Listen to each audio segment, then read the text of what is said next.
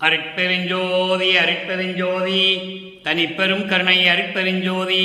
எல்லா உயிர்களும் இன்புற்று வாழ்க, வள்ளல் மலரடி வாழ்க வாழ்க. கொல்லா விரதம் குவளை எல்லாம் ஓங்குக, நல்லோர் நினைத்த நலம் பெறுக, நன்று நினைத்து எல்லோரும் வாழ்க இசைந்து. உலக மக்களே, அறிவார்ந்த அன்பர்களே, ஆண்மநேய ஒருமைப்பாடுடைய அன்பர்களே, வல்லப்பமான நமக்கு அருளிய திருவருட்பாவில் 3ஆம் திருமுறையில் பதிகம் 17 காதல் சிறப்புக்கு கதுவா மாண்பு என்ற பதிகத்தில் இருக்கின்ற பாடலுடைய விளக்கங்களை பார்த்து கொண்டிருக்கிறோம். காதல் சிறப்பு கதுவா மாண்பு என்ற பதிகத்திலே இருக்கின்ற பாடல்கள் மொத்தம் 12. இதுவரை 8 பாடல்களுடைய விளக்கங்களை பார்த்திருக்கிறோம். இன்று 9வது பாடலை பார்க்க போகிறோம். இந்த பாடலை பார்ப்பதற்கு முன் ஒரு சிறிய முன்னுரை. காரணம், இறைவன் மீது எப்படி காதல் கொண்டார் என்பதையும், அந்த காதல் எப்படிப்பட்ட காதல் என்பதையும், குற்றமில்லாத மாண்புடைய காதல் என்பதையும் வள்ளற்பெருமான் நமக்கு தெளிவாக அருளியிருக்கிறார்கள். தன்னை ஒரு பெண்ணாக உருவப்படுத்தி, அதாவது தன்னை தலைவியாகவும் இறைவனை தலைவனாகவும் உருவகப்படுத்தி, அதாவது வர்ணனை செய்து இந்த பாடலை நமக்கு அருளியிருக்கிறார்கள். இறைவன் மீது தலைவி காதல் கொள்கிறாள். இதை பார்த்து தாய் வருந்துகிறாள். இறைவனுடைய நிலையை நினைத்து மகள் இப்படியெல்லாம் காதல் செய்கிறாள் என்று சொல்லி வருந்துகிறாள். தாயினுடைய சொல்லை கேட்காமல், நான் இறைவன் மீது கொண்டுள்ள காதலை நான் ஒழிக்க மாட்டேன், காதலை விடமாட்டேன் என்று சொல்லி செவிலித்தாயிடம் தலைவி சொல்லுகிறாள். உலகியலிலே சொல்லுவது போல, ஒரு பெண் தன்னுடைய காதலை வெளிப்படுத்த வேண்டுமென்றால் உறவினர்களிடமோ தோழியிடமோ சொல்லுவார்கள். அதுபோன்றுதான் அந்த நிலையை உருவகப்படுத்தி வள்ளற்பெருமான் நமக்கு பாடல்களை அருளியிருக்கிறார்கள். பாடலுடைய மைய கருத்து என்னவென்றால், இறைவனுடைய அருள் நிலையையும், அந்த இறைவன் மேல் எப்படி காதல் கொண்டார் என்பதையும், அதன் பிறகு அந்த காதலை நிறைவேற்றுவதற்காக எப்படியெல்லாம் இறைவனிடம் விண்ணப்ப வைத்தார் என்பதையும் பார்த்து கொண்டிருக்கிறோம். 1ஆம் திருமுறையிலிருந்து 5ஆம் திருமுறை வரைக்கும் சமயங்களும் மதங்களும் மார்க்கங்களும் சார்ந்திருந்த காலகட்டங்களில், அதாவது இந்த பிரபஞ்சம் தோன்றிய காலத்திலிருந்தே இறைவனை எப்படி உருவகப்படுத்தினார்கள், இறைவனுடைய திருவருளை எப்படியெல்லாம் போற்றி வணங்கினார்கள் என்பதையும் நாம் திருவருட்பாவிலே நமது இறைவன் வள்ளற்பெருமான் அருளியதை கண்கூடாக பார்க்கிறோம். வள்ளற்பெருமான் அவர்களும் குழந்தை இறைவனாக வருவிக்க உற்று 9 ஆண்டுகள் வரையிலும் தான் யார் என்ற நிலை தெரியாத நிலையில், மதங்களும் சமயங்களும் மார்க்கங்களும் சார்ந்து இருந்த காலகட்டங்களில் வள்ளற்பெருமான் அவர்களும் அதையெல்லாம் சார்ந்துதான் இருந்திருக்கிறார் என்பதை நாம் திருவருட்பாவிலே கண்ட உண்மை. அதன் பிறகு தந்தை அருட்பெருஞ்சோதி ஆண்டவர் வந்து ஆட்கொண்ட பிறகு சமரச சுத்த சன்மார்க்கத்தை நிறுவி தன் மகனிடம் ஒப்படைத்த பிறகு, இந்த சமயங்களும் மதங்களும் மார்க்கங்களும் தேவையில்லை என்ற நிலையில் வள்ளற்பெருமான் 6ஆம் திருமுறையிலே நமக்கு பல பாடல்களை அருளியிருக்கிறார்கள். அதையும் ஒப்பிட்டு பார்த்து கொண்டிருக்கிறோம். வள்ளற்பெருமான் அவர்கள் ஒரு தாயின் வழியாக ஏன் இந்த மண்ணுக்கு வருவிக்க உற்றார் என்பது, இந்த சமயங்களும் மதங்களும் மார்க்கங்களும் இந்த 4 யுகங்களிலே எப்படியெல்லாம் வலுப்பெற்று மக்களை அடிமையாக்கி, அறியாமையில் இருந்த மக்களை பயமுறுத்தி எப்படியெல்லாம் இந்த மார்க்கங்கள் தலைத்து கொண்டிருந்தன என்பதை நாம் கண்கூடாக பார்த்திருக்கிறோம். அந்த நிலை மாற வேண்டுமென்றால் ஒரு தாயின் வழியாக இந்த மண்ணுலகை வருவிக்க உற்று, மக்களோடு மக்களாக தோன்றும் துணையாக இருந்து சமரச சுத்த சன்மார்க்கத்தை மக்களிடையே சொல்ல வேண்டும் என்பதற்காகத்தான் தன்னை அருட்பெருஞ்சோதி ஆண்டவர் வருவிக்க உற்றார் என்பதை பாடல்களிலே தெளிவாக கூறுகிறார்கள். அதற்கு ஒரே ஒரு பாடல் மட்டும் போதும் அதற்கு சான்று. அருட்பெருஞ்சோதி அகவலிலே கூறுவார்கள், ஆன்ற சன்மார்க்கம் அணிபெற என்னைத்தான் ஈன்று இனிய அமுதளித்த இனிய நற்றாயே என்று சொல்லுவார். அதனுடைய விளக்கத்தை நாம் பின்னால் பார்க்க போகிறோம். அப்போ இந்த சமயங்களும் மதங்களும் மார்க்கங்களும் சார்ந்திருந்த காலங்களில் இப்படி இறைவனை எப்படி உருவகப்படுத்துகிறார், அந்த இறைவன் மீது எப்படி காதல் கொள்கிறார் என்பதை பார்க்கிறோம்.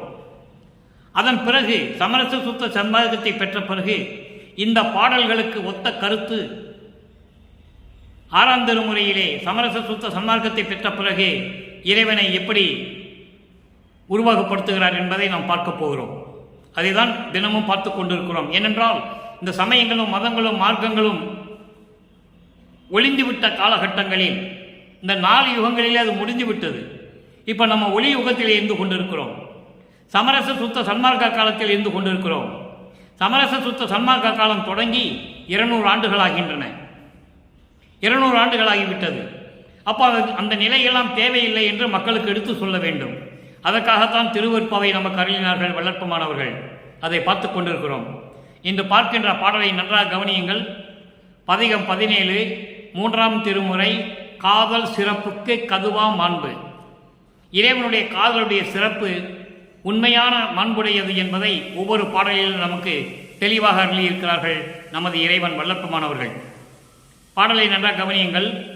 மான் கொல் கரத்தார், மான் கொல் கரத்தார் தலை மாலை மார்பில் அணிந்தார் என்றாலும், ஆண் கொல் விடங்கர் சுடலை எரி அடலை விளைந்தார் என்றாலும், வான்கொள் சடையார் வழுத்தும் மது மத்தர் ஆனார் என்றாலும், கான்கொள் குழலாய் நான் அவர் மேல் காதல் ஒளியேன் கனவினுமே. செவிலித்தாயிடம் சொல்லுகிறார், அதாவது தோழியிடம் என்று எடுத்துக்கொள்ளலாம். தோழி செவிலித்தாய் தன்னை பெண்ணாக உருவகப்படுத்தி ஒரு பெண்ணிடம் சொல்லுகிறார். ஏனென்றால் இதுக்கு முன்னாலே இருந்த பதிகத்திலே 16வது பதிகம் திருவருட் பெருமிதம் பதிகத்திலே பார்த்தோம். மகளுடைய காதலை தாய் கண்டிக்கிறாள். அவனுக்கு உண்ண உணவு இல்லை, உடுக்க உடை இல்லை, இருக்க இடம் இல்லை, இப்படியெல்லாம் தெரிந்து கொண்டிருக்கின்றவனை போய் காதல் கொள்கிறாயே, அவனை திருமணம் செய்து கொண்டு என்ன பலனை பெறப் போகிறாய் என்று ஒரு தாய் மகளிடம் சொல்லுவது போல 10 பாடல்களை நமக்கு அருளியிருந்தார்கள். அதனுடைய விளக்கத்தை பார்த்தோம். இறைவனுடைய நிலையை மதங்களும் சமயங்களும் மார்க்கங்களும் சார்ந்திருந்த காலகட்டங்களில் எப்படியெல்லாம் இறைவனை வேண்டினார் என்பதை வள்ளற்பெருமான் தெளிவாக கூறுகிறார்கள். இப்போ இந்த பதிகத்திலே தாய் சொல்லை கேட்காமல் நான் இறைவன் மீது கொண்டுள்ள காதலை கனவிலோ கூட விடமாட்டேன் என்று சொல்லி செவிலித்தாய்க்கு சொல்லுகிறாள். செவிலித்தாய் தாயிடம் வந்து சொல்லுகிறாள், உன் மகள் இப்படியெல்லாம் சொல்லுகிறாள் என்று. இதோடு மதங்களும் சமயங்களும் மார்க்கங்களும் சார்ந்த நிலை முடிந்து விட்டது. அதன் பிறகு சமரச சுத்த சன்மார்க்கத்தை பெற்ற பிறகு தாய் செவிலித்தாய்க்கு பதில் சொல்லுகிறாள். தன் மகள் எப்படியெல்லாம் இறைவனிடம் அருளை பெற்றுக் கொண்டார் என்றும் என்பதையும், எப்படியெல்லாம் இறைவன் தன் மகளை ஆட்கொண்டார் என்பதையும் தெளிவாக நமக்கு அருளியிருக்கிறார்கள். அதை ஒப்பிட்டு பார்த்து கொண்டிருக்கிறோம். இந்த பாடலுடைய பொருள் பாருங்க. மான்கொள் கரத்தார், இது பத உரை முதல்ல சொல்லிடுறேன். மான்கொள் கரத்தார் என்பது ஒரு மானை கையிலே பிடித்து கொண்டிருப்பவர். தலைமாலை மார்பில் அணிந்தார் என்றாலும், எரிந்த மண்ட ஓடுகளை, சுடுகாட்டிலே எரிந்த மண்டை ஓடுகளை மாலையாக தோர்த்து மாலையாக தொடுத்து கழுத்திலே மாட்டிக்கொண்டிருந்தார் என்றாலும், ஆண் கொல் விடங்கர், ஆண் என்பது 2 சொல்லி இன்னன்னா 2 சொல்லி இன், ஆண் என்பது எருது காளை, ஆண் கொல் விடங்கர் காளை வாகனத்தை கொண்ட அழகான இறைவன். விடங்கர் என்பது அழகானவன். காளை மீது ஏறி அழகாக வருகின்றவர், காளை வாகனத்தை உடையவர். சுடலை எரி அடலை விளைந்தார், மயானத்திலே பிணங்களை எரித்து அந்த சாம்பலை எடுத்து உடம்பெல்லாம் பூசிக்கொண்டவர் என்றாலும், இந்த மதங்களும் சமயங்களும் மார்க்கங்களும் எப்படியெல்லாம் இறைவனை வர்ணனை செய்தது என்பதை வள்ளற்பெருமான் இங்கு தெரிவிக்கிறார்கள். அந்த சாம்பலை உடம்பெல்லாம் பூசிக்கொண்டவர் என்றாலும், மான்கொள் சடையார், சடைமுடியை சொல்லுகிறார்.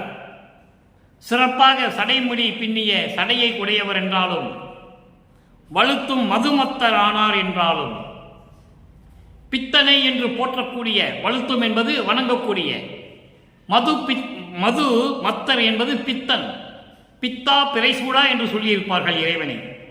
சமயங்களை சேர்ந்த சமயப்புறவர்கள் பித்தா பிறைசூடா என்று சொல்லுவார்கள். இப்படியெல்லாம் இறைவனை வர்ணனை செய்தார்கள். உண்மையான இறைவன் அருட்பெருஞ்சோதி ஆண்டவர் என்பது யாருக்கும் தெரியாது. யாருக்கும் தெரியாது. ஆதியும் அந்தமில்லா தோன்றியவன் அருட்பெருஞ்சோதி என்ற நிலை யாருக்கும் தெரியாது.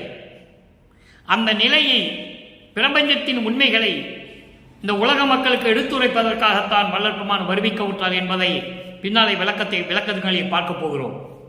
அப்படி பித்தா பிறைசூடா என்று பித்தன் என்று போற்றக்கூடிய இறைவனாக இருந்தாலும் சரி, காண்கொள் குழலாய், காண்கொள் குழலாய் என்பது மனம் வீசக்கூடிய கூந்தலை உடைய என் பெண்ணே, தோழியே, தோழியே, நான் இறைவன் மீது கொண்டுள்ள காதலை கனவிலும் விடமாட்டேன். என் தாய் சொல்லுகிறாள், அவனுடைய காதலை ஒழித்து விடு, அவன் உனக்கு வேண்டாம் என்று சொல்லுகிறாள். நான் கனவில கூட இறைவனுடைய மீது கொண்டுள்ள காதலை ஒழிக்க மாட்டேன் என்று சொல்லி இந்த பாடலை நமக்கு அருளி இருக்கிறார்கள். இந்த பாடலுடைய விளக்கத்தை கோர்வையாக சொல்லுகிறேன், நன்றாக கவனியுங்கள்.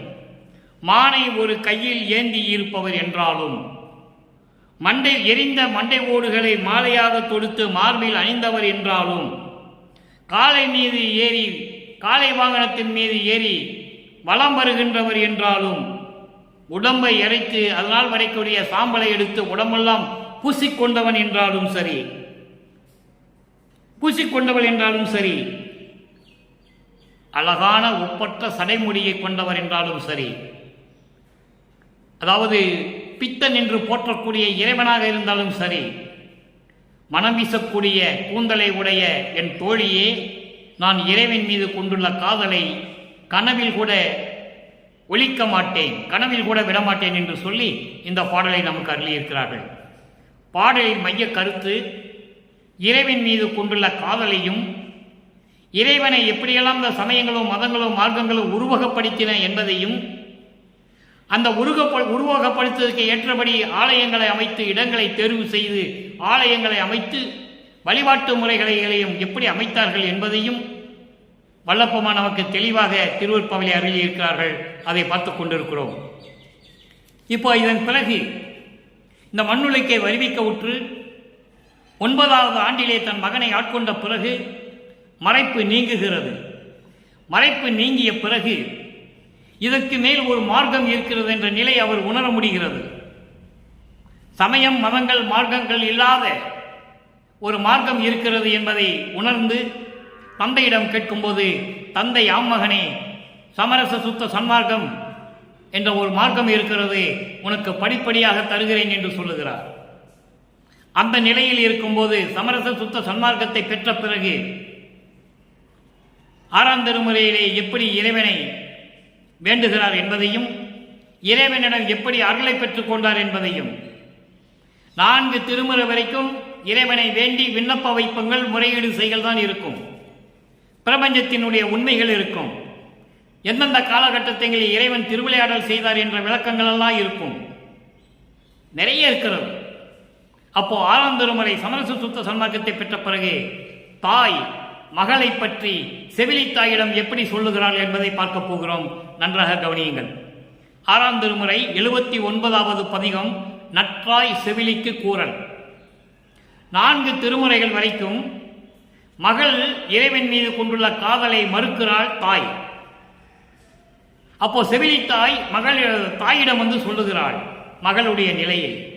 இதுவரைக்கும் தான் சமயங்கள் மதங்கள் மார்க்கங்கள் சூழ்ந்த காலகட்டங்கள். அதன் பிறகு சமரச சுத்த சன்மார்க்கத்தை பெற்ற பிறகு தாய் செவிலித்தாய்க்கு சொல்லுகிறாள். நன்றாக கவனியுங்கள். 9வது பாடல். இன்று நாம் பார்த்த 3ஆம் திருமுறையில் 9வது பாடலுக்கு 6ஆம் திருமுறையிலே 79வது பதிகத்திலே 9வது பாடல் விளக்கம் இருக்கிறது. வாழி மணிமன்று இறைவனே, வாழி மணிமன்று இறைவனே, எனக்கு மாலை வந்து அணிந்தனன் என்றால். எப்படி சொல்றா பாருங்க. இறைவனை சத்திய ஞான சபையிலே அருளாட்சி செய்து கொண்டு அருளோடு விளங்கி கொண்டிருக்கின்ற இறைவன் எனக்கு மாலை வந்து அணிந்தான் என்றார். பெண்ணாக சொல்லுவதால் மாலை வந்து அணிந்தானன் என்று சொல்லுகிறாள். அவர் இறைவன் வந்து இவரோடு கலந்து விட்டார் என்பதுதான் பொருள். நீங்கள் நன்றாக புரிந்து கொள்ள வேண்டும். தன்னை பெண்ணாக உருவப்படுத்தி ஒரு தாய் சொல்லுவது போல சொல்லுவதனால் மாலை வந்து அணிந்தான் என்று சொல்லுகிறார். மாலை வந்து அணிந்தனன் என்பது தன்னோடு இரண்டரை கலந்து கொண்டான் என்று பொருள், ஏற்றுக்கொண்டான் என்று பொருள், ஆட்கொண்டான் என்று பொருள். ஊழிதோறும் ஊழி உளவினும் அழியா உடம்பு எனக்கு அளித்தனன் என்றால். அன்பர்களே, நல்ல அந்த வரியை நீங்க கவனிக்கணும். யார் இந்த பிரபஞ்சத்தில் இப்படிப்பட்ட உண்மையை சொன்னதே இல்லை. ஒவ்வொரு யுகத்திலும் ஊழி என்பது யுகம். கிரேத யுகம், திரேத யுகம், துவார யுகம், கலியுகம். ஒவ்வொரு யுகத்திலும் நான் இருந்தேன் என்றாலும் அழியா உடம்பை அளித்தனன், எனக்கு மரணமில்லா பெருவாழ்வு உண்டு. ஒவ்வொரு யுகத்திலும் நான் இருந்தேன் என்று சொல்கிறார். துவார யுகத்திலே என்னவாக இருந்தால், கிரேத யுகத்திலே என்னவாக இருந்தால், கிரேத யுகத்திலே என்னவாக இருந்தது என்பது சமரச சுத்த சன்மார்க்க காலத்தில் விளங்கும் என்று சொல்லியிருக்கிறார். ஆனால் கலியுகத்திலே மட்டும் சொல்லிவிட்டார். கடைசி திருவிளையாடல், இறைவனுடைய திருவிளையாடல் என்னை இந்த மண்ணுக்கு வருவிக்க செய்தது. சமரச சன்மார்க்கத்தை நிறுவி அதை மக்களிடையே சொல்ல வேண்டும், பரப்ப வேண்டும் என்பதற்காகவும், மக்களை எல்லாம் சமரச சுத்த சன்மார்க்கத்தில் சேர்க்க வேண்டும் என்பதற்காகவும், இந்த சமயங்களும் மதங்களும் மார்க்கங்களை எல்லாம் ஒழிய வேண்டும் என்பதற்காகவும் நான் வருவிக்க உற்றதுதான் இறைவனுடைய கடைசி திருவிளையாடல் என்று சொல்லுகிறார். ஆக ஊழிதோர் ஊழி உளவினும் அழியா உடம்பு எனக்கு அளித்தனன் என்றால், ஆழி சூழ் உலகோடு அண்டங்கள் அனைத்தும் அழிக்க என்று அருளினான் என்றால், ஆழி சூழ் என்பது, ஆழி என்பது கடல், கடல் சூழ்ந்த பகுதிகள் இந்த உலகத்திலே மட்டுமல்லாமல் அண்டங்கள் எல்லாவற்றிலும் அழிக்க என்று அருளினான். எல்லா அண்டங்களையும் உலகங்களையும் நீ அருளாட்சி செய்வாக என்று சொல்லி எனக்கு அருளினான் என்றால், ஏழையன் மாட மிசை உற வைத்தான். ஏலியன் மாட மிசை உற வைத்தான். ஏலியல் என்பது 7 இயல். ஏலியல் என்பது மணிமன்றம். மணிமன்றம் மாடமிசை என்பது சிவநிலை, சுத்த சிவநிலை, 16வது நிலை. அதுதான் கடவுள் நிலை. அதை தான் சொல்லுகிறார். ஏலியல் மாட மிசை உற வைத்தான். 16 நிலைகளை கடந்து சரியை, கிரியை, யோகம், ஞானம் என்ற நிலைகளில் 16 நிலைகள். நன்னாலும் கடந்த ஒளி ஞான சபாபதியே, பொன்னாரும் சபையாய் அருள் பூரண புண்ணியனே, என்னால் ஆவது ஒன்றும் உனக்கு இல்லை எனினும் எந்தாய், உன்னால் வாழுகின்றேன், எனக்கு உண்மை உரைத்தருளை என்று சொல்லுவார். நன்னாலும் கடந்த, நன்னாலும் என்பது 4x4 16. ஞானத்தில் ஞானம்தான் 16வது நிலை. அதுதான் சிவநிலை, அதுதான் கடவுள் நிலை, அதுதான் கடவுள் நிலை அறிந்து அம்மையமாவது. எவ்வளவு அற்புதம் பாருங்க. இந்த மதங்களும் சமயங்களும் மார்க்கங்களையும் சார்ந்தவர்கள் எல்லாம் 12 நிலைகளுக்குள்ளேயே இருந்து, முன்னாங்க 12 அவ்வளவுதான் இருந்து கர்ம சித்தி, யோக சித்தியை பெற்று சென்றார்கள். ஜீவ சமாதி அடைந்தார்கள், முத்தி அடைந்தார்கள். கடைசியில் அவ்வளவுதான். முத்திக்கு அப்புறம் ஞான சித்தி இருக்கிறது யாருக்கும் தெரியாது. வல்லற்பமான் திருவந்தியார் பதிகத்திலே 6ஆம் திருமுறையிலே 64வது பதிகத்திலே 10வது பாடலிலே சொல்லுவார், முத்தியை பெற்றேன், அம்முத்தியினால் ஞான சித்தியை உற்றேன் என்று உந்திப்பற, சித்தனானேன் என்று உந்திப்பற. உந்து என்பது காற்றிலே ஒரு உந்துர சக்தி. நீ பிரபஞ்சத்தில் போய் சொல்லுன்னு சொல்ற. எல்லாருமே முத்தியோட போய் விட்டார்கள். எனக்கு முத்திக்கு அப்புறம் ஞான சித்தியை பெற்றேன், சித்தனானேன் என்று உந்திப்பற, நான் கடவுளாயிட்டேன்னு சொல்றேன். சித்தன் என்பது கடவுள், அருப்பெருஞ்சோதி. நான் அருப்பெருஞ்சோதி ஆகிவிட்டேன் என்று சொல்லுகிறார். அடுத்த ஒரு பாடலிலே விளக்கம் வருகிறது. ஆக இப்படியெல்லாம் என் மகள் சொல்லுகிறாள் என்று தாய் செவிலியிடம் கூறுவது சமரச சுத்த சன்மார்க்க நிலை. நன்றாக புரிந்து கொள்ள வேண்டும். அடுத்து பாருங்க, பதிகம் 82. இப்போ நான் சத்தியஞான சபையில் இருக்கிற இறைவன் எனக்கு மாலை அணிந்தான், அதாவது என்னை ஆண்டு கொண்டான், எனக்கு ஒவ்வொரு யுகத்திலேயும் இருக்கும்படி எனக்கு அழியா உடம்பை கொடுத்தான். கடல் சூழ்ந்த உலகம் மட்டுமல்ல, அண்டங்களிலும் நீ போய் அருளாட்சி செய்க என்று சொல்லி எனக்கு அருள் செய்தான். சுத்த சிவநிலையிலே இருக்க வைத்து, அதான் சொல்றார், ஏலியல் மாடமிசை, அப்படி நிலையில் வைத்து எனக்கு அருளை கொடுத்தான் என்று சொல்லிவிட்டார். அடுத்த பதிகம் 82வது பதிகம், அருட்பெருஞ்சோதி அடைவு, 9வது பாடல். தவநேயமும் சுத்த சன்மார்க்க நேயமும் சத்தியமாம் சிவநேயமும் தந்து என் உள்ளம் தெளித்தனையே. தவநேயம், தவநேயம் என்பது ஆன்ம இரக்கம், உயிர் இரக்கம், அதுதான் தவம் என்று சொல்லுகிறார். உயிரின் மேல் தயவும் கருணையும் காட்டி இரக்கம் காட்டினாலே அது தவம் என்று சொல்லுகிறார். தவம் என்றால் கண்ணை மூடி பல கற்ப கோடி ஆண்டுகள் தவம் இருப்பதல்ல. கீழே வேள்வியை வைத்து ஊசி மேல் நின்று ஒத்த காலில் நின்று நிற்பதல்ல. மலை குகையிலே போய் வருடக்கணக்களாக இருப்பதல்ல தவம். இங்கே தவம் நேயம் என்பது ஆண்மை நேயம்.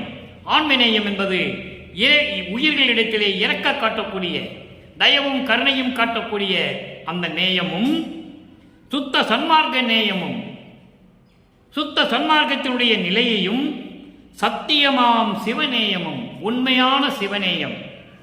உண்மையான சிவநேயம் என்பது உண்மையான சிவநிலையில் இருக்கின்ற இறைவனுடைய நிலை. அப்படி நேயமும் தந்து, அப்படி அந்த காதலையும் அன்பையும் அந்த நிலையையும் எனக்கு கொடுத்து என்று கூட சொல்லலாம். நேயம் என்பது காதல், அன்பு, அதையும் சொல்லலாம். இப்படி நிலைகளை எல்லாம் எனக்கு தந்து என் உள்ளம் தெளிய, இந்த சமயங்களும் மதங்களும் மார்க்கங்களும் இல்லாத ஒரு குழப்பம், அந்த குழப்பங்கள் தெளிய எனக்கு தெரிவித்தாயே. தெளித்தனையே, தெளித்தனை என்றால் தெரிவித்தாயே, எனக்கு அருளினாயே என்றும் சொல்லலாம். நவநேய மன்றில் அருப்பெருஞ்சோதியை நாடி நின்ற இவனே. அற்புதமான வரி அன்பர்களே.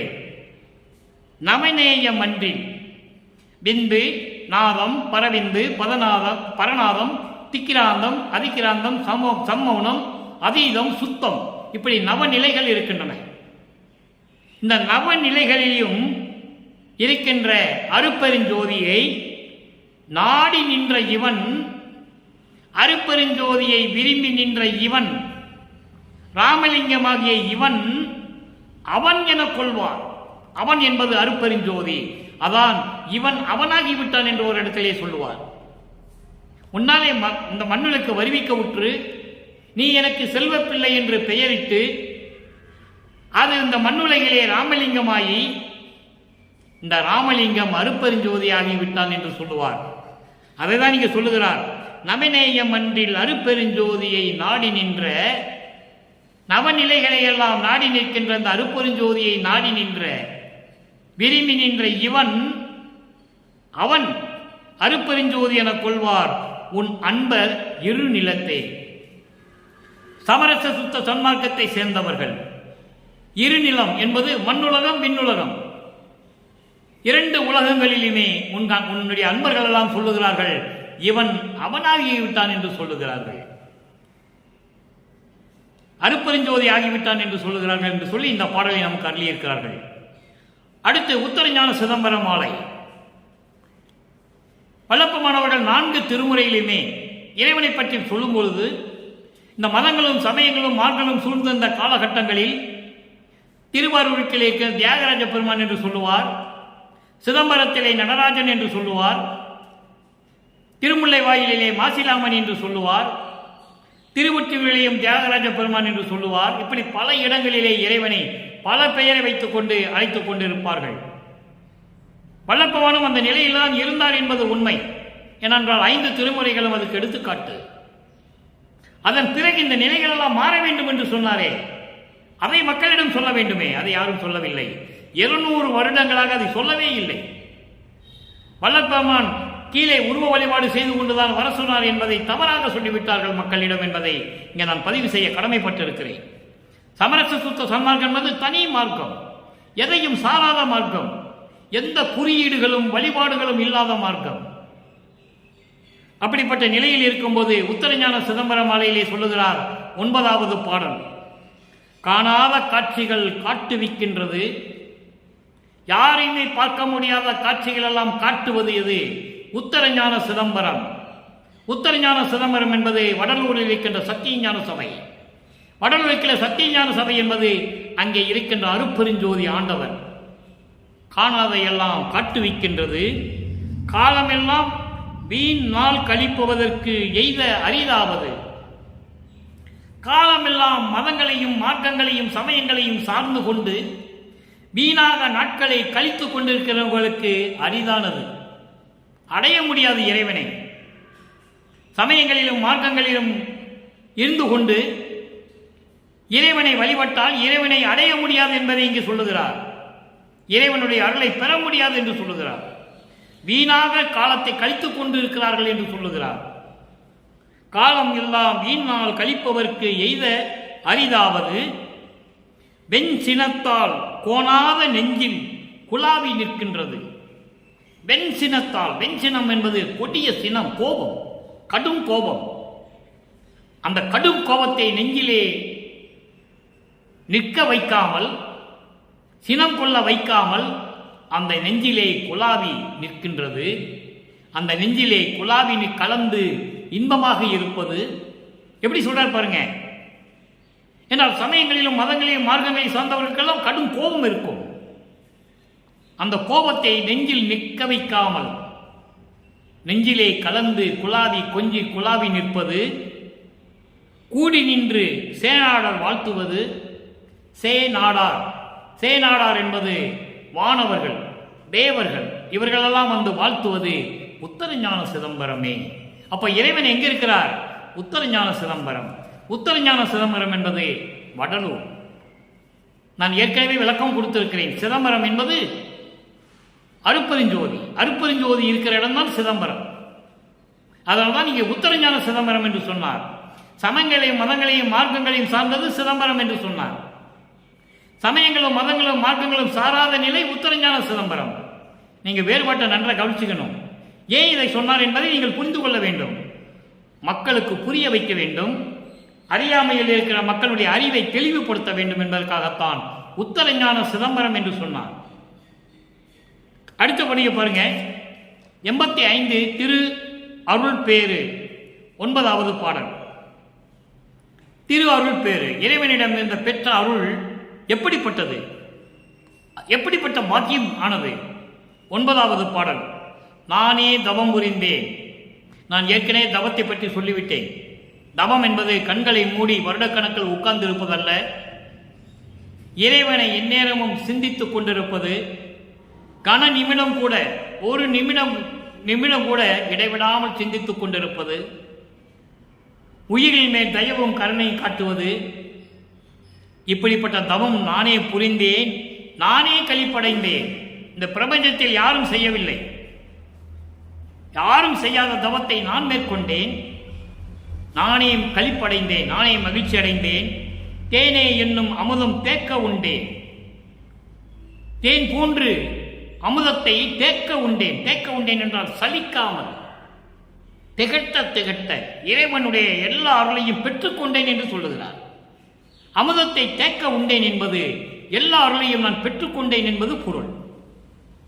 ஊனே ஒளி விளங்க பெற்றேன். இந்த உடம்பு ஒளி விளங்க பெற்றேன், ஒளி உடம்பாக நான் பெற்றேன்.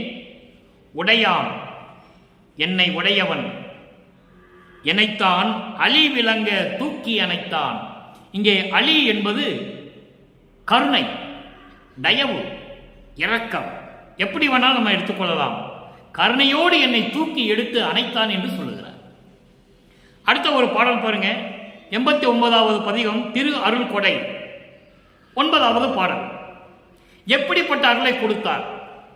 மற்றவங்க மாதிரி தவம் இருந்து எனக்கு இதெல்லாம் வேணும், நான் யார்கிட்டையும் தோக்கக்கூடாது, எல்லாரையும் ஜெயிக்கணும், நான் சொன்னதெல்லாம் நடக்கணும், இப்படி தான் தவம் இருந்து வாங்கினார்கள். ஆனால் வல்லற்பமான இறைவனிடம் பெற்றது எப்படி என்று பாருங்கள். பிரபஞ்சத்தின் உண்மை அதுதான், பிரபஞ்சத்தின் வெற்றி என்று சொல்லுகிறார். புல் வழங்கு புழு அதினில் சிறியேனை. மக்கிப்போன புற்கள் இடத்திலே உருவான புழுக்களை விட நான் சிறியவன் என்று சொல்லுகிறார். தன்னை தாழ்த்திக் கொள்ளுகிறார். மண்ணிலே புல்கள் சிதைந்து அதிலே வந்து இருக்கின்ற புழுக்களை விட நான் சிறியவன், தன்னை தாழ்த்திக் கொள்ளுகிறார். அப்படிப்பட்ட இந்த சிறியனை புணர்ந்து என்னோடு கலந்து அருளி சொல் வழங்கும் தொழில் 5 துணிந்து கொடுத்து அமுது அளித்தாய். சொல் வழக்கத்திலே சொல்லப்படுகின்ற 5 தொழில்கள்: படைத்தல், காத்தல், அழித்தல், மறைத்தல், அருளல். இந்த 5 தொழிலையும் நீ செய்வாக என்று சொல்லி துணிவுடன் தைரியமாக என்னிடம் கொடுத்து அதை செயலாற்றுவதற்கான அமுதத்தையும் கொடுத்தாய். அமுதம் என்பது அருளை கொடுத்தாய், வலிமையை கொடுத்தாய், அருள் வல்லமையை கொடுத்தாய் என்பதெல்லாம் பொருள் எடுத்துக்கொள்ளலாம். கல்வி பெறும் நின் அடியார் கலக நடு வைத்து உன்னிடையே சாகா கல்வி கற்றுக்கொள்ளக்கூடிய வந்தவர்கள் உன்னுடைய அடியார்கள் யாரு? சமரச சுத்த சன்மார்க்கத்தை சேர்ந்த சாதுக்களுடைய சபையின் நடுவே என்னை நிற்க வைத்து செல்வமோடு வளர்க்கின்றாய், செல்லமாக செல்வ செழிப்போடு என்னை வளர்க்கின்றாய், சிற்றவையில் நடிக்கின்றாய் என்று சொல்லி இந்த பாடலை நமக்கு அருளியிருக்கிறார்கள். அடுத்து பதிகம் 90 உற்றது உரைத்தல். இறைவனிடம் பெற்றதை சொல்ல வேண்டும், உலக மக்களுக்கு தெரியப்படுத்த வேண்டும். சமயங்களும் மதங்களும் மார்க்கங்களும் சார்ந்த நிலையில் எப்படியெல்லாம் இறைவனை வேண்டினார் என்பதையும், அதன் பிறகு தான் யார் என்ற நிலை உணர்ந்த பிறகு, சமரச சுத்த சன்மார்க்கத்தை பெற்ற பிறகு இறைவனிடம் எப்படி அருளை பெற்றுக் கொண்டார் என்பதையும் உலக மக்களுக்கு தெரியப்படுத்த வேண்டும். உற்றது உரைத்தலை 9வது பாடல், அங்கேயும் 9வது பாடல். அகத்தே கருத்து. இந்த பாடல் எல்லாருக்கும் தெரியும். நானே பல தடவை இந்த பாடலுக்கு பொருள் விளக்கி இருக்கிறேன். அகத்தே கருத்து புறத்தே விழுத்திருந்த உலகர் அனைவரையும். அகத்தே கருத்து, உள்ளே வஞ்சனைகளையும் கொடும் செயல்களையும் வைத்துக் கொண்டு வெளியிலே நல்லவர்களைப் போல நடித்துக் கொண்டிருக்கின்ற உலக மக்கள் அனைவரையும். இப்படியும் சொல்லலாம். சமயங்களிலும் மதங்களிலும் மார்க்கங்களிலும் சூழ்ந்து கொண்டு துன்பங்களை அனுபவித்துக் கொண்டு ஒன்றும் தெரியாமல் இருக்கிறார்களே இந்த உலக மக்கள் அனைவரையும். அப்படியும் சொல்லலாம். சமயங்களையும் மதங்களையும் மார்க்கங்களையும் விட முடியாமல் உள்ளத்திலே வைத்துக்கொண்டு துன்பப்பட்டு கொண்டு வெளியிலே ஒன்றும் தெரியாமல் போல் இருக்கிறது நடிப்பது, ஒன்றும் தெரியாமல் போல் இருப்பது நடிப்பது. இப்படிப்பட்ட உலக மக்கள் அனைவரையும் சகத்தே திருத்தி, எல்லாவற்றையும் எல்லாரையும் சகத்தை திருத்தின ஒட்டுமொத்தமாக எல்லாத்தையும் திருத்தி என்பது எல்லாரையும் அழைத்து சமரச சுத்த சன்மார்க்கத்தை சொல்லிக் கொடுத்து திருத்தி சன்மார்க்க சங்கத்து அடைவித்திட சொல்லிட்டாரு. எல்லாரையும் சமரச சுத்த சன்மார்க்கத்தில் சேர்த்து. அன்பர்களை இங்க நல்லா கவனிக்கணும். எல்கேஜிலிருந்து தான் படிச்சுட்டு வரணும் அப்படின்னு சொல்லுவாங்க, கீழே இருந்துதான் வழிபட்டு வரணும்னு சொல்லுவாங்க. ஏனென்றால் சமயங்களையும் மதங்களையும் மார்க்கங்களையும் விடுவதற்கு அவர்களுக்கு மனம் இல்லை. ஆனால் இறைவன் என்ன சொல்லுகிறார் பாருங்கள், உலக மக்களை எல்லாத்தையும் கொண்டு வந்து சன்மார்க்க சங்கத்தில் சேர்க்கணும். அப்போ சமரச சுத்த சன்மார்க்கம் தனி மார்க்கம், அதை நீங்கள் புரிந்து கொள்ள வேண்டும். அதை தான் இங்கே சொல்லுகிறார். சன்மார்க்க சங்கத்து அடைவித்திட, இந்த சன்மார்க்க சங்கத்தில் சுத்த சன்மார்க்க சங்கத்தில் சேர்த்து அவரும் அவர்களும் இகத்தே என்பது இந்த மண்ணுலகிலே பரத்தை பெற்று, பரம் என்பது இறைவனுடைய அருளையும் இறைவனிடமிருந்து பொருள் செல்வங்களையும் இறைவனிடமிருந்து நோயற்ற வாழ்வையும் இவற்றையெல்லாம் பெற்றுக்கொண்டு மகிழ்ந்திடுவதற்கு என்றே இந்த உலக மக்கள் எல்லாம் மகிழ்வோடு வாழ வேண்டும் என்பதற்காகவே என்னை இந்த யுகத்தே, இந்த யுகத்தில், எந்த யுகத்தில்? கலியுகத்தில், கலியுகத்தினுடைய இறுதியில் சொல்லுகிறார். 1873 நமது இறைவன் சொல்லுகிறார், கலியுகம் முடிவதற்கு 27 ஆண்டுகள் இருக்கிறது என்று சொல்லுகிறார். அப்போ 1900 ஆண்டிலே கலியுகம் முடிய போகுது என்பதை வல்லற்பெருமான் தெளிவாக நமக்கு அருளி இருக்கிறார்கள். இந்த யுகத்தே, கலியுகத்திலே இனிமே இருக்கிறது, வரப்போறது, இப்போ நம்ம இருக்கிறது ஒளியுகம். சமரச சுத்த சன்மார்க்க காலம் தொடங்கி 200 ஆண்டுகள் ஆகிவிட்டது.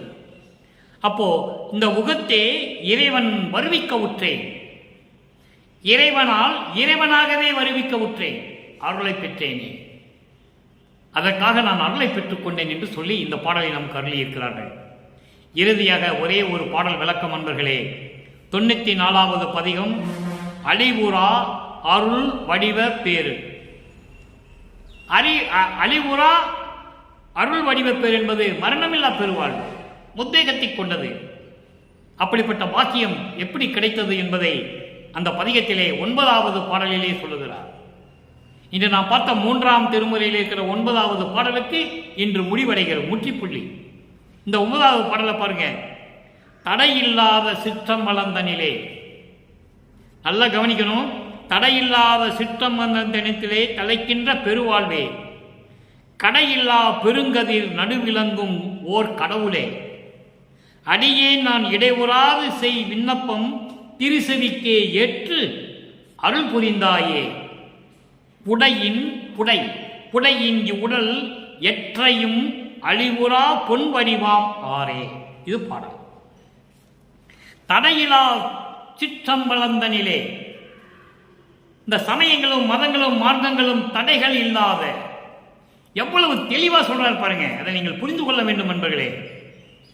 சமயங்களும் மதங்களும் மார்க்கங்களும் தடையில்லாத சிற்றம்பலந்தனிலே தலைக்கின்ற பெருவாழ்வே, அருளாட்சி செய்து கொண்டிருக்கின்ற இறைவனே, பெருவாழ்வே, அருட்பெருஞ்சோதி ஆண்டவரே.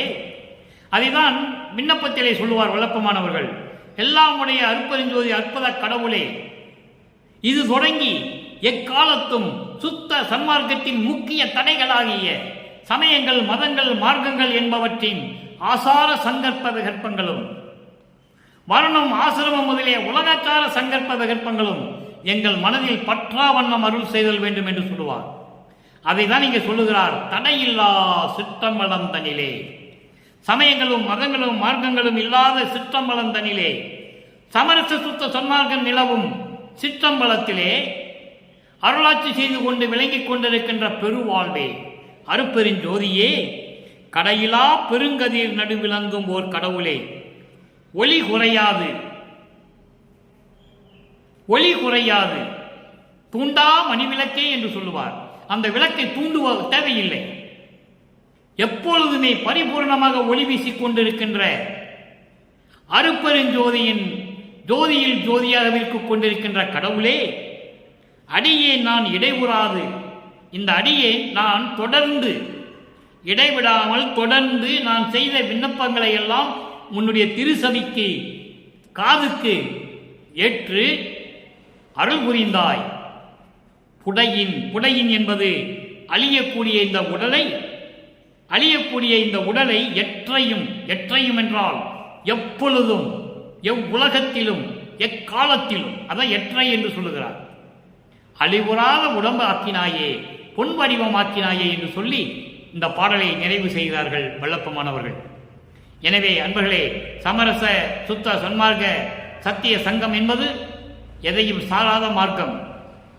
சமயங்களும் மதங்களும் மார்க்கங்களை சார்ந்து வர வேண்டிய அவசியம் இல்லை. அருட்பெருஞ்சோதி ஆண்டவரை ஏற்றுக்கொண்டு நேரடியாகவே சமரச சுத்த சன்மார்க்கத்திற்கு வர வேண்டும். அப்படி வந்தால்தான் இறைவனுடைய அருளை பெற முடியும் என்பதை வல்லப்பமன் இங்கே தெளிவாக நமக்கு அருளியிருக்கிறார்கள் என்பதை பார்த்துவிட்டோம். எனவே எந்த ஐயமும் இல்லை, எந்த பயம் தேவையில்லை. நீங்கள் நேரடியாகவே சமரச சுத்த சன்மார்க்கத்திற்கு வந்து அருட்பெருஞ்சோதி தனிப்பெருங்கண்ணை அருட்பெருஞ்சோதி என்ற மகாமந்திரத்தை உச்சரித்து கொலையும் புலையும் தவிர்த்து சைவ நெறியில் இருந்து கொண்டு மண்ணகல் விளக்கிலே தீபமேற்றி தீபத்து முன்னால் அமர்ந்து கொண்டு ஞானசரியை படியுங்கள். இறைவன் உங்கள் விண்ணப்பங்களுக்கெல்லாம் செவியேற்று நீங்கள் என்னென்ன வேண்டி கேட்கிறீர்களோ அத்தனையும் இறைவன் கொடுப்பான் என்று சொல்லி, நீங்களும் உறவினர்களும் உங்களுடைய பிள்ளைகளும் மனைவி எல்லாருமே நீடூழி வாழ வேண்டும், நோயற்றா வாழ வேண்டும் என்று இறைவனுடைய தயவாலயம் கருணையாலயம் வாழ்த்து விடைபெறுகிறேன். இந்த வள்ளலார் ஊழியன். மீண்டும் நாளை சந்திப்போம். நன்றி, வணக்கம். அருட்பெருஞ்சோதி தனிப்பெரும் கருணை அருட்பெருஞ்சோதி.